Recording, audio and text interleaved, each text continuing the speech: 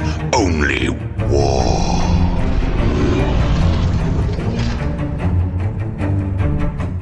What is up, Gens? 40k Dirtbags here. This is a Battle Report GT video. Shadow Legion going 6-0 at the Battle of All-Timers event last weekend, run by JC Watts. Really good event. If you guys are on the East Coast, this is one of the biggest, best Shark Tank events to go to. They raised so much money this year. War Games Live was there, which was great. Trevi was there with Tactical Tortoise. They were streaming, so it was a really, really cool event.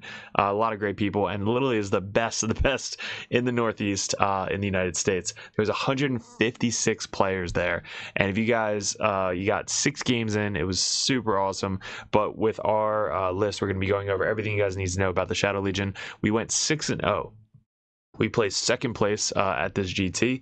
The first place winner was Zach Point with his Space Marines, the Gilman, all the tanks, all the crazy shit. So we're going to go over a 6-part video. The first 4 are going to be the battle reports, picture by picture, turn by turn.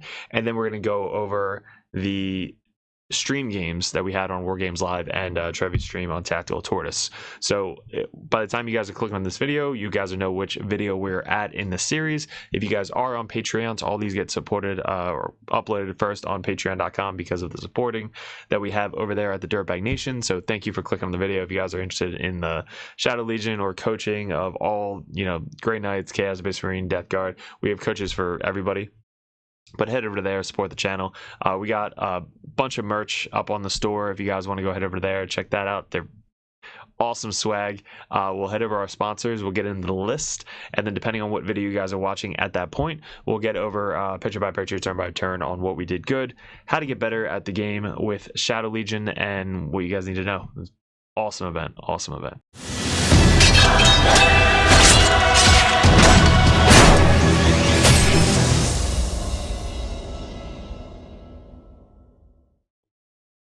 All right, guys, if you want to support the channel, head over to the merch store. The description below has the link.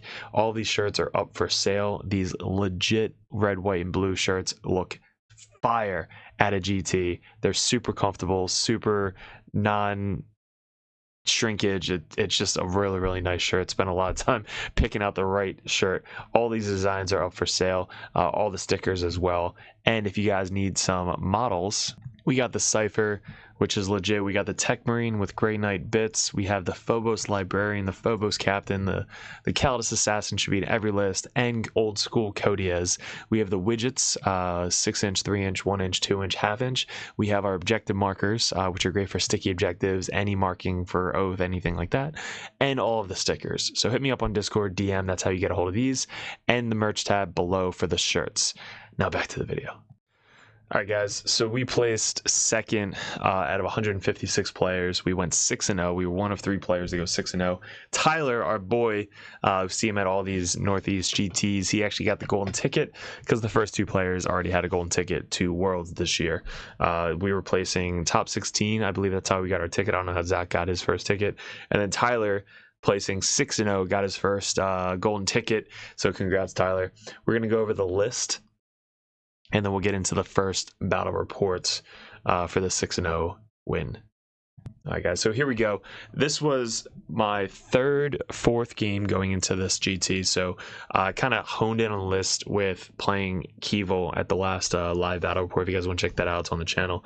But I kind of picked this because it had a lot of secondary play. It did have the big, beat sticks like Be'lakor and the Bloodthirster, but it had a lot of maneuverability. It was really quick and had the option to do secondaries anywhere on the table. Uppy Downy is no joke in 10th edition. I know 11th edition hopefully is coming up soon, but all of the new missions are going to be coming up in the new packet any day now. So we're leading off with Be'lakor. Be'lakor is just insane with his new upgrades, and this detachment just escalates him even more. He gets to pass a Dark Pack for free, so all of his weapons have either lethal, sustain, and then his sweep has, I think it's sustain, and then you get lethal as well, or his flamer. Like he's nuts. He gets 20 wounds now, toughness 11, 3 up, 4 up. And he's got Dev on his overhead sweep, or overhead smash. Insane. So Be'lakor, I use him mainly for defensive play. You'll see that in my couple games, but in my live stream game from the two people that we played at the end, you'll see I was very defensive with Be'lakor most of the tournament. So you'll see kind of my play style and how I'm playing this detachment. But we're going to go over kind of like the benefits of this list before we get into the games. Bloodthirster, I hope this isn't getting nerfed, but Fate of Darkness on a Bloodthirster is just dumb. If you don't have a way to track it down or tie him up in combat, he's just going to murder you the whole game. I messed him up on game 5, which luckily we won, or game 6, but I definitely should have deep struck him if you're going into a shooting army. But him with the Fate of Darkness being able to go back into reserves after killing something is just, it's really, really, really, really good. This is my first time I used a Bloodthirster, honestly. I bought mostly these models, or 3D printed most of these models, for this tournament. Never played demons before.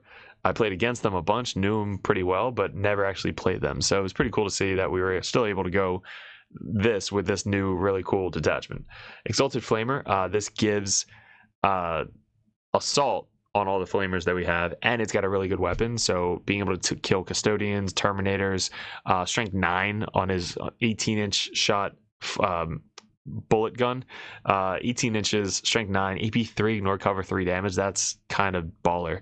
If he hits a unit on a 4+, you do -2 speed, -2 move, and -2 charges. Never came up. Doesn't really matter. Mainly you're doing it for the long range shot for maybe turn 1 or turn 3, but he's there to kind of give assault and just be another character in the really tough unit to kill for the flamers. 4 up invuln, 6 wounds on this guy. Really, really good monster. So then we have Nurglings. They're just good battle line unit. This is actually one of the units that helped me win the last game.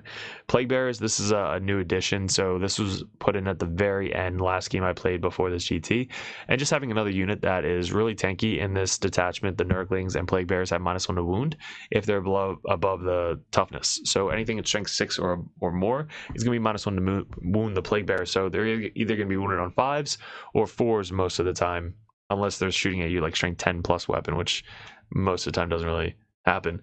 And their battle line, so they can come back. So being in shadows, being able to do a battle shock test, they get leadership 6 and then leadership 5 in shadows is crazy. And then if they pass it, they get to bring D3 models back. So having 2 OPSEC, being able to bring models back, and tanky, tough to kill, they're a really, really good addition. They're 110 points and they have sticky. So I use them as another unit to be picked up with my Lord, to do actions, make stuff sticky, and just kind of be annoying. Yeah, 2 OPSEC on a point with all of those guys is really good. So then we have the 6-man squad of Flamers. He's with obviously the Exalted Flamer. Just 6d6 Flamer shots. Really good for Overwatch, really good because they can fall back and shoot, really good because they can advance and shoot, and they're 4 up invuln save. They're always -1 to hit in this detachment, so anything with Tzeentch, and you can bring them back. So you can heal a Flamer and then bring one back, which helps with either threat ranges, stealing an objective, or just blocking out most of the army. So this is I really love the Flamers in this detachment. They're AP1, ignore cover, but they're only strength 4. So most of the time you're going to be winning shit on 4s or 5s. But they kill chaff. Like, I haven't played Eldar yet, but I think them in an Eldar is going to be really, really good. Then we have 2 Fleshhounds. I think 2 Fleshhounds is good. 3 is overkill unless you're bringing the Khorne character that buffs the Khorne models. I forget what it's called. The really big base one. Awesome dude. But I think 2 is good. 1 is like standard. Like, you need 1 Fleshhound. I think 2 gave me the flexibility of using them to go out and do something, because turn 1 they're really good at. Turn 1 secondaries, being able to do containment 12 inches away, cleanse, aerial denial, locust, like all these different secondaries that you need to do turn 1, they get you there. And if you go second and they put something on the point, you can kind of advance and charge and get to another point on the other side to either contest or kill something. They're really, really quick. Speed 12, advance and charge, and 1 Flamer in the squad definitely helps out. Their psychic defense didn't really come up at all. But yeah, uppy downy. They're basically 5 of them can go up every single turn and then block out your entire backfield, because if you put them sideways 2 inches apart, they're going to block out almost 30 inches in your backfield. So they're really good at just blocking out if you want to use your cultists for something else. So that's what I use them mainly for. Seekers, I used Seekers when Seekers. I basically made Seekers be really good in Chaos Space Marines.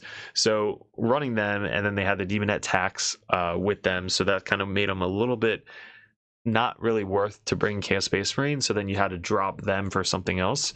So I was running Seekers before you had to bring Demonets. Then when you brought Demonets, you could bring Seekers, but you paying that 100-point tax. Sometimes it's actually worth it. In my game against the Orcs, 100% was worth it. It was probably the best unit in that game specifically because of what they do. They scout 9, they move 14. They were really good at getting Locust in your opponent's deployment zone turn 1, blocking out or doing a cleanse. Like, they're really good at doing secondaries. If you go second, you just kind of scout backwards. So you'd be very defensive with them every single turn. Or turn 1, I'm sorry. And then turn 2, 3, 4, wherever you need them, they just go and they die. Like, that's their goal, is just do something and then die. But that's why we have them in the list. Super quick. Oh, and the benefit of this detachment is they don't get overwatched. So Slaanesh cannot be overwatched. So Seekers, that they used to basically run forward and die with Overwatch, now they just run forward and you can't be Overwatched with them. They also have Fight First now, which is cool. Yeah, so a lot of buffs to the Seekers in this detachment. Then we have one AC/DC brick. Now, I was known for like the AC/DC Chaos Space Marine player. We did try 3 when this list first came out. Then we switched to 2. Then we switched to 1 because we realized AC/DC doesn't do anything in this attachment. They're mainly there to just soak up wounds and be annoying. That literally is all they're doing in this detachment. They're not going to kill really anything. No tanks. They're not killing anything. They're only AP1. No rerolls whatsoever unless you get Bellicor in range or reroll 1s. So honestly, guys, they're in this attachment just to soak up wounds and just kind of like sit on a point mainly. But we do bring the Dark Commune with the Leaping Shadows because Scout 9 AC/DC is still a thing. Having Scout 6 and then being able to move 2 inches extra with Chaos Call was kind of insane. Now moving 9 inches on a scout and then still being able to advance and charge tier 1, you catch a lot of people off guard, and it makes them start further back in their deployment zone because they're afraid of that turn 1 charges, which is kind of their whole stick, right?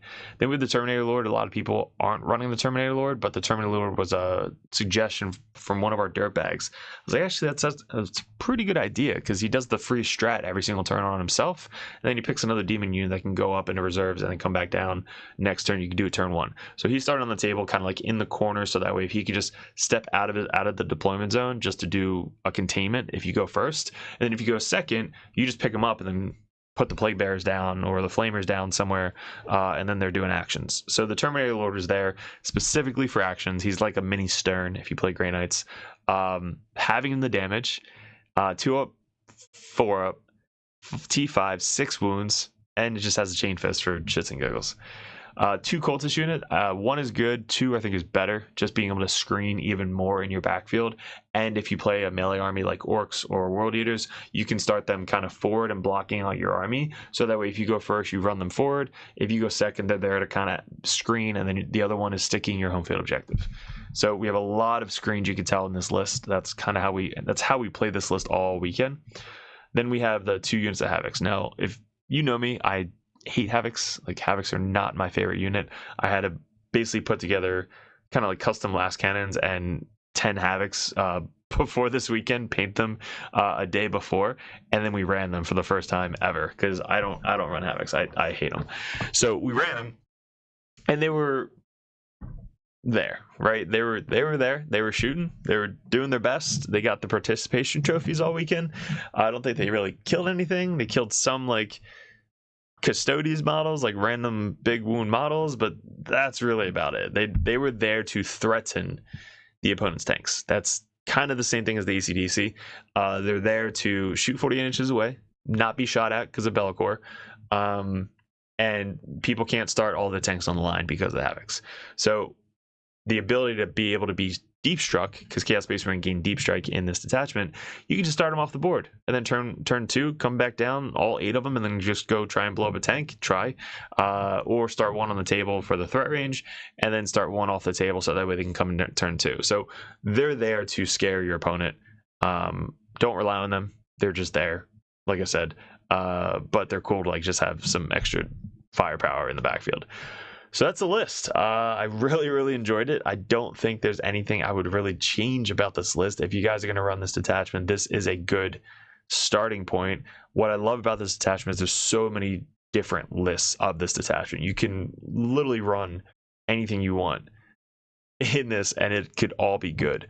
This one is my play style. This one is the one I used to be annoying and kind of block out as much as I possibly can and still have that oomph to fight. My play style is going for secondaries, like trying to do turn 1, turn 2, turn 3 secondaries to beat my opponent and win on primary. That is really my game plan. That is my way I play. So this list pertains to that specifically. So let's get into the first battle report, game 1 of, or game 1 through 6, depending on what video you're watching, of this 6-0 battle for Shadow Detachment Demons.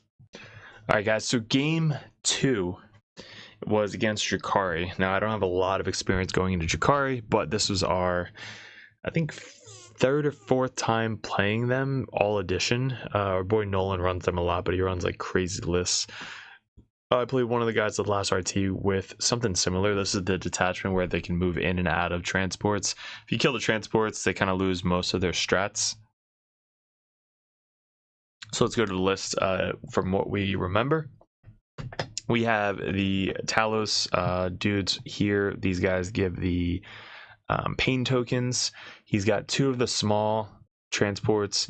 He's got 3 of the big transports. He's got 1 of the 3 gun cannons on one of them.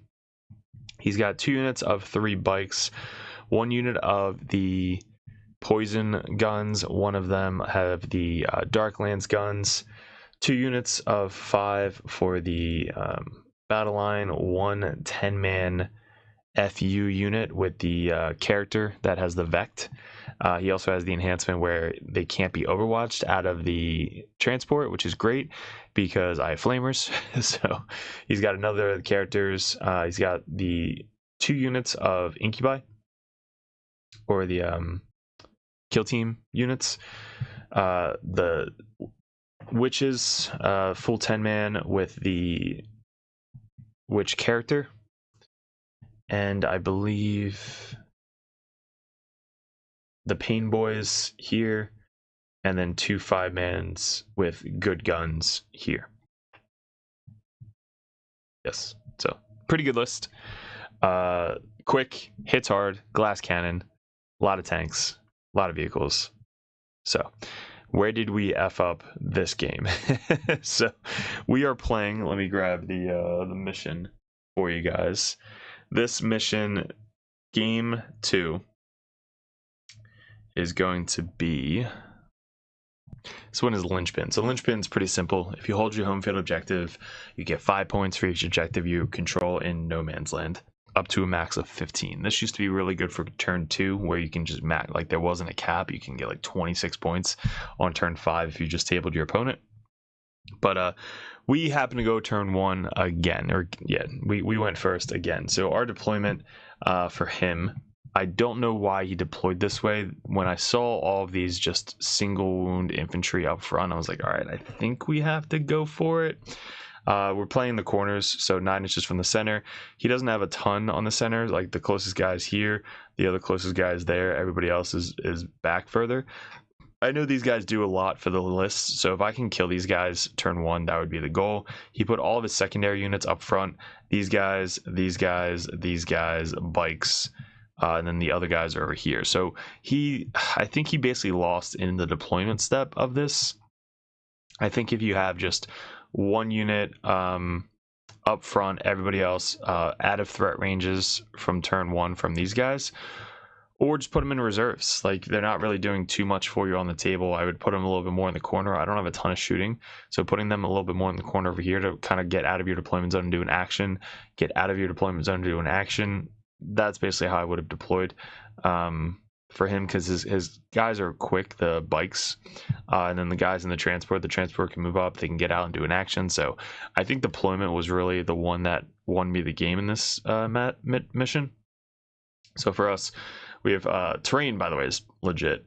So for us, we have flamers right here in case they have to hop out and do something. We have the hounds right here so they can go out in any corner. We have ACDC brick. They're just going to commit turn 1. Seekers, same thing. They're going to go start behind and just commit. Bloodthirst started there, so if he does go first, he can move up in the center. I can then trade with him pretty well. Bellicor right behind them. We have the Plague Bearers up top here to do the containment. Lord, same thing. These guys making it sticky. More hounds and Nurglings up top there. Anything? No, that was about it. So pretty standard. Our deployment is pretty much the same almost every single game. So we went first. Now us going first. This is deployment, and this is turn 1. let me go back. So deployment, turn 1. Deployment, turn 1. These guys are no joke. Scout 9 on the ACDC, especially this deployment, is just insane. So what do? We get raise banners, so that's probably why the Nurglings were up there, to raise banner at the top. Area denial and cleanse. Good turn 1 for how we deployed.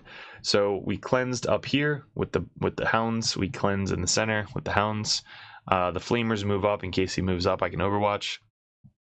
Seekers actually went for it to try and kill this 5-man to get rid of a secondary unit that goes up and down. So anytime you can get rid of uppy downy units, it's going to put them on the back foot, because I rely on uppy downy units, so I try and keep mine safe. So for him, if he were to put these guys like literally all the way on the back line here, or at least like 7 inches away from whatever their speed is. If it's speed 6, you can just go 6 inches away from this objective. That way it's a lot harder for me to get to you turn 1, because I think I moved up 9, 14 to like here, and I still had to make like a 6 or 7 inch charge. I couldn't make a 10 or 12 inch charge if he was back here, and then all he has to do is move up and do an action on the objective, or just go up and then come back down. Like whatever you need to do, that's what they're doing. So basically you gave me this unit for free by putting them enough close to me that I can charge with turn 1. And these guys actually slapped turn 1 pretty well. Then up here, this is what happened here. So we moved up. I think I rolled a 6 for the advance. It was kind of bonkers. And then I just lined up all my big guys to get in combat with the pain token dudes. So all the little guys killed all of these little guys. All the other little guys killed 3 of these little guys. We killed all but 1 of these guys. And then we killed the 2 pain token dudes. So we just slapped turn 1. We held up this tank in combat. The bikes, I think we consolidated. I don't think we could have gotten the bikes, so we didn't get into the bikes. This other tank was still back there. But what was cool about this new detachment that I'm learning is if you control your opponent's home field objective, it is now in shadows. And if people know what shadows does, battle shock -1. We killed these 2 guys, I think. Yeah, I think they're gone. We killed those 2 guys with a battle shock. D3 killed him. Killed this guy with a battle shock. And then I think this thing passed its battle shock. But we killed the last 2 guys over there. So we killed turn 1 this unit, this unit, this unit, 2 pain token units, and the other secondary unit. So turn 1 he lost 1, 2, 3, 4 secondary units and 2 of the pain token guys. That was just kind of like knife in the heart right there. It was turn 1. It was such an uphill battle. I was like, bro, you want to go get a beer? No, we just finished the game. So it was bad. But what we learned was, again, deployment helps knowing your opponent's threat ranges and deploying them safe. If you have a unit to try and block or infiltrate, that would be good. If not, you want to line up, kind of like for us, for our cultists, we want to line them up to try and stop the blunt force of the charging unit. So that way, if I sacrifice 1 unit, maybe 2, I save everybody behind me so that way they can finish off the unit. This is a 300-point unit, so this is not a cheap unit. Scout 9 charging in, ACDC with the enhancement, it's like 295 points for the unit. Like, it's a really expensive unit, so I have to make my points back by turn 1 or it's not really worth it. So I think for this game we did make our points back. So that was turn 1.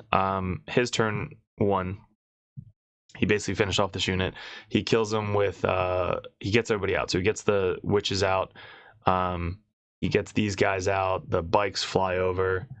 So basically everybody's getting out of the transports to finish off this unit. He doesn't get Call the Horde turn one, which would have been hilarious. He gets Area Denial, which he wasn't going to get in the center. And Containment. So he's able to contain, I believe, with his bikes. I think over here. And then he starts moving up to try and steal this objective over here. So when he moved up his tank, this is where he's got guys in here still. The bikes moved up, and he didn't charge my guys because they had fight first. But I think if we would have committed the tank to just tie him up, that would have helped out a little bit, because then I didn't have to surround his vehicle when I charged in. And what did Bellico, or the Bloodthirster, was staying on the table. He didn't commit turn one. And then for him, he killed all but the character. And when the character lived, she basically just passed her battle shock, fell back, and tried and block off his deep strikes, because I knew we still had the guys coming in with the dark lances. So I wanted to try and screen out this turn. So turn two, we did pretty well screening. We had our Seekers down here. I deep struck my cultist in this corner to screen out most of this corner. I had my dogs up here. I had Nurglings spread out here. I had my other cultists there. I had my Lord back here, I think, doing an action. So I had all here screened out. So basically, if I could draw on this, I think I can. So I had basically all, this was all screened out. This is all screened out. This is all screened out. This is all screened out. So all of this plus this is screened out. So he couldn't really get anything in. He had to either drop them here, which he wasn't going to, back here, which he wasn't going to, or like here, which is where he dropped them. So this tank right here basically got dropped rapid ingress because he couldn't put him anywhere else on the table, and this is where his 10-man incubi unit is. So you could see how much all these multi-units are doing at screening. The dogs especially going up and down. I committed these dogs to try and kill the bikes this turn, but the Plague Bearers tying up both of these things. The Bloodthirster committed this turn, so the Bloodthirster is going in to try and kill something. So when the Bloodthirster advanced and charged, he charged into the tank, because if I kill the tank, he has to get his guys out, and then when I pile in, I can kill the guys with my mortal wounds at the end of the fight phase. So when I killed the tank, his guys got out on the other side of this wall here, and I killed all but two. So since I killed the tank and I got into combat with his guys, I killed, I think, 2 or 3 more. He pulled them out of combat. So I was still able to go back into reserves because I wasn't engaged. I killed a tank this turn. So since I'm not engaged after he pulled his models, I then was able to get back into reserves and get off the table. For him, he's basically just trying to mop up most of my guys on the point down here. The witches are, I think they moved down. Yeah, so the witches got out of here, killed off this unit, went back into the fucking rhino. These guys are about to come out of this transport and come down here. So these guys are coming down to try and finish off my flamers. And when he brought his big unit here, I know I can't overwatch. So I had my full unit here. He's starting to like basically line all the shots up to try and kill the flamers. 4 Benevolent Save, they're pretty tough to kill. -1 to hit always.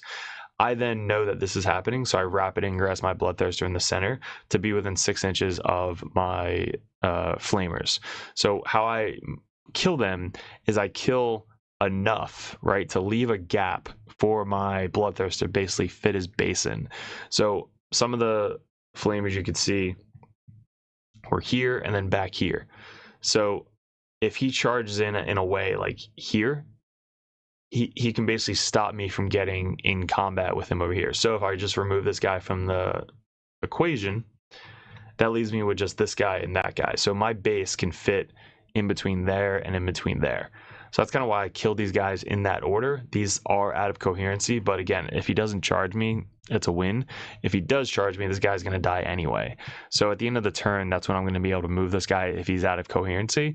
So that's kind of why you're able to move guys out of coherency when they die. And then at the end of the turn, if they still aren't engaged, you can then kill the guys that you won. So that would have been that guy. But he did charge. So he charged his big 10-man Incubi unit into my Flamer unit, which then my Rapid Ingress Bloodthirster was able to countercharge. That's a really good strategy if you know you're about to get charged by a pretty big unit and you want to either save a point, stop at secondary, or just kill the unit that's trying to get into you. But his one bike lived up here from the dogs. They whiffed hardcore. He then fell back. This dude, I think, was one of the marked for death. He lived on 1 point, so I wasn't able to kill him. All the 3 tanks are still alive. My Havocs came down this game, didn't do shit. He popped his 4-up invuln save on the one that had marked for death on it right here, and he made all of his 4-up saves. So basically shot everything into him, made all the saves. I then in turn made all my 4-up saves. That's how I was still able to have 3 of these guys still alive, because he basically put his entire army into me. I was like 4-up, 4-up, 4-up, 4-up, just kept making all the 4-up saves. And then down here, he took over this objective. The witches came up. He then charged into me and gave me a free fight first. So when he charged my cultist down here with Lilith, she has enough attacks to basically make that kill this entire unit. So I think what he should have done was he should have charged in, make me spend a CP to counter charge, but I didn't. Charge in and then pile into me. That's how you get around fight first. So I think he just combi charged my Seekers and the cultists. So Lilith can kill the cultists by herself, but then he gave me free attacks into his witches, which was kind of like didn't really need it. So these guys getting to fight first, I fought first. I think I killed like 6 of the witches, 6 out of 10 witches. So on the clap back, he only had 3 to 4 witches to fight back, which I think killed the Seekers. No, left 1 Seeker alive on 1 wound. So didn't kill the Seekers. Bike is still alive. These 2 guys from the explosion are still alive. They're holding the back point back here. I have my Lord to kind of step up. I don't want to pick him up this turn. I want him to step up and charge to try and kill these 2 guys. But Bloodthirster did his job when he charged in. This is what Lilith, Witches, and the Incubi who lived on 1. Be'lakor has 1 wound here, but the Incubi lives on 1 wound with all of his 2-up invuln saves. But that was pretty funny. So Be'lakor countercharged with all these dudes charging in, sweeps, and basically takes out all but the character. And then I think he dies.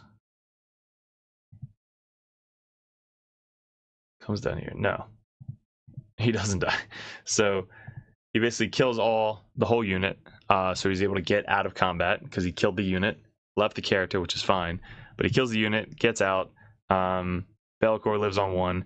And at this point, I think Be'lakor starts healing. So I do the once per, in the battle round, you get to do the battle shocks within 9 inches. And then if they fail, you heal D3. So this is where Be'lakor just starts healing back up from 1 to like 9.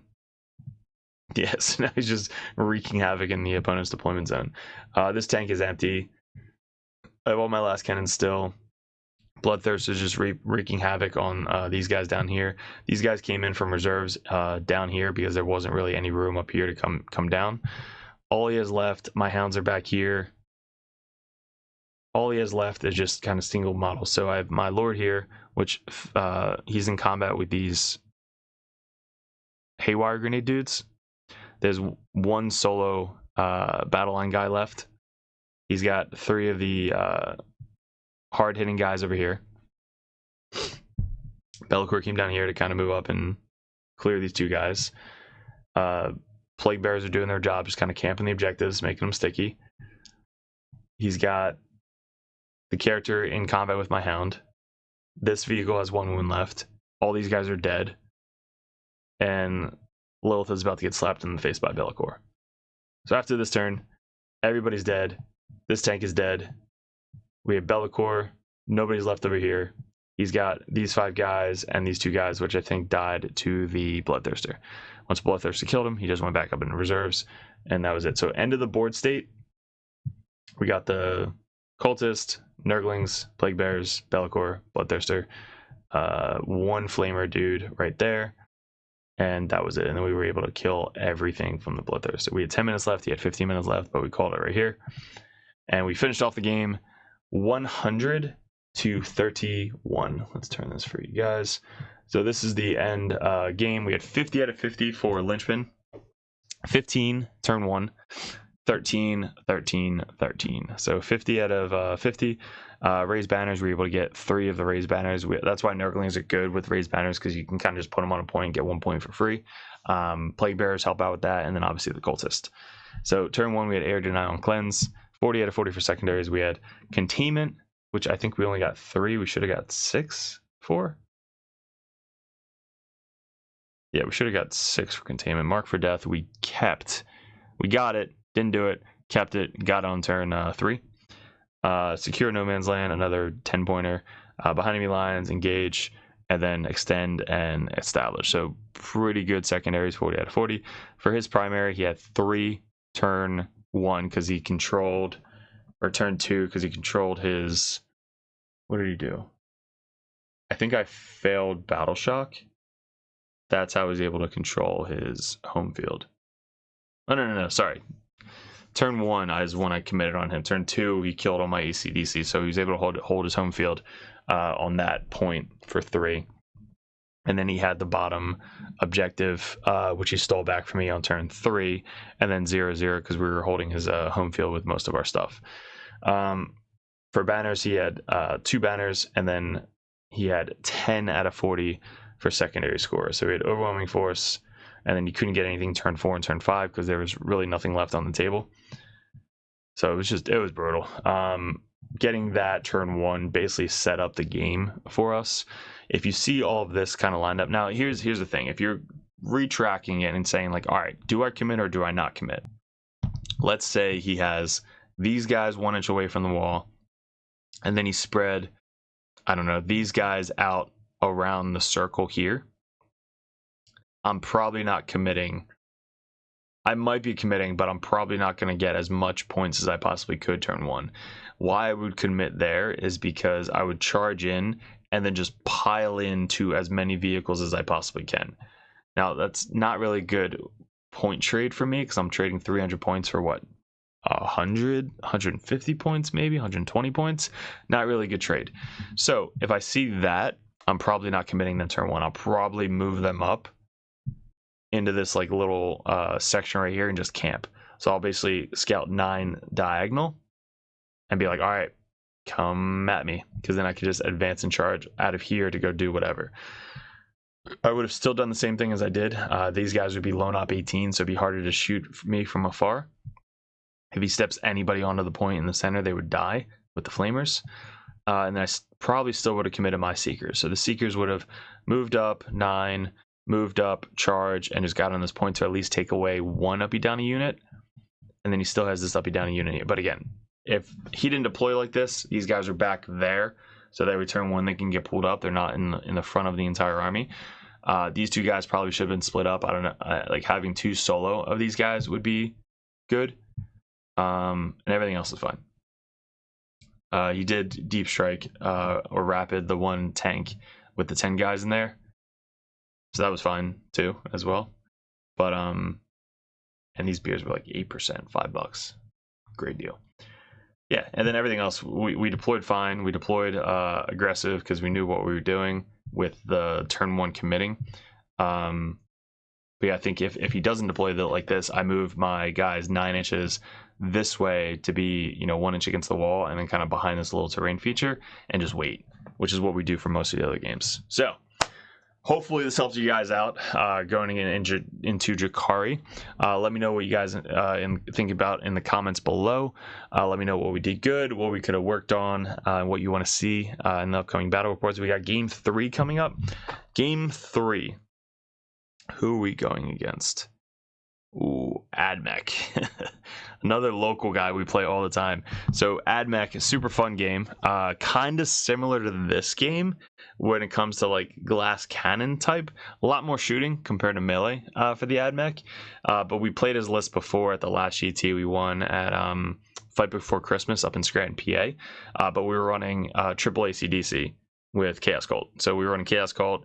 Now he's going to be playing Demons, but completely different game, completely different list. So that's gonna be coming up. All these go up on patreon.com. If you guys want coaching or want anything from the Patreons for Dirtbag Nation, head over to patreon.com. You get to see these ahead of time, and you get specific battle report endings on our live games. It's specifically for Patrons. So yeah, head over to the merch store too. But yes, appreciate it, guys. Good luck, and we'll see you in another video soon. What is up, gents? 40k Dirtbags here. If you guys are interested in joining the Dirtbag Nation over at patreon.com, you get a bunch of perks.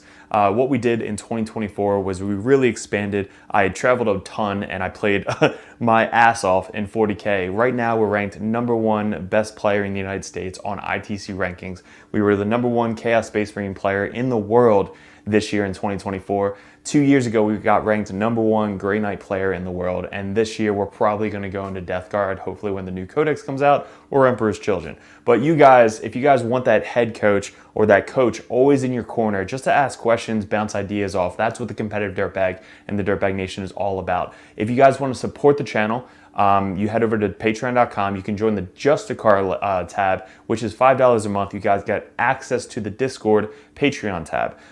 You have to be a patron to get into that Discord, and also I'm always there. All the other coaches are there. Basically, it's just such a good community over on Discord that you guys get specific access to it that only Patreons can get. If you guys want to bump that up, the competitive Dirtbag tier, you guys get to message me or another Grandmaster or another Dirtbag coach over the Dirtbag Nation to add unlimited questions, list ideas, list reviews, and bounce ideas off of. That's what having a coach in your corner is all about. If you guys want to bump up to the Grandmaster tier, that tier you get every perk under the sun. So basically you get access to Discord, you get one-on-one coaching, you get a call once a month if you guys would like to go over any RTTs coming up, any GTs coming up, any list reviews live over Discord chat, and also a special perk that Grandmasters get. If you guys want any video suggestions like we do all the time with these table setups that we just upgraded thanks to the Patreons, you guys get suggestions or battle reports you want to see specifically played live by a coach or myself on the next battle report, or a live battle report coming up on the Patreon. So you guys get obviously first access to all the videos. We post them first on patreon.com, but there's just a ton of benefits to having a professional coach that plays this game all the time at the very, very high competitive level in your corner at all times. And that's really what the Dirtbag Nation is all about, getting you guys better at 40K, the basics, and being good in your community. So if you guys want to support the channel, I really appreciate it. Couldn't have done it without you guys in 2024, 2025. I am super stoked for, super excited for. We really want to get a bigger studio going. That is going to be my focus in 2025, is really growing the community on YouTube and Patreon specifically. So thank you so much for 2024, all my Patreons. If you guys are interested in joining and want that coach in your corner, head over to patreon.com and support the channel. Appreciate it.